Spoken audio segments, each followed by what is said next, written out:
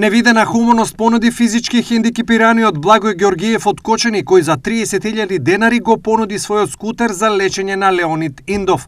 Ово досега речиси не се случило. Кој е мотивот за ваквиот гест? Мотивот за ваквиот гест ми е општата состојба хаотична во државата, гледајќи како политичарите манипулираат со сите граѓани, вклучувајќи ги најлошите судбини на мали деца. А тие зимаат по 2.500 евра плата.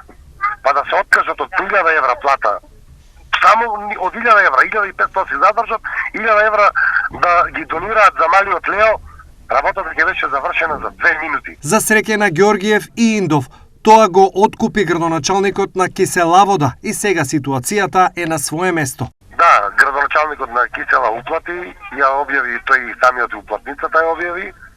Ми се јавија и дека други двајца луѓе уплатија, меѓу кои еден е сегашен актуелен градоначалник, али не ми даде, ми ја покажа уплатницата и тоа се 40.000 денари, не се 30.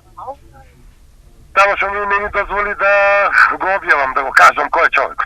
Конкуренцијата за да бидеш човек кај нас е многу мала, вели Благојчо Ѓоргиев, кој сепак е благодарен на хуманоста од страна на граѓаните. Тоа е најдобро, значи мене ми е баш мило и Орце што ги уплати парите, он само ја покажа неговата човечтина. Без разлика на партија која се наоѓа, значи овде се работи за човечтина.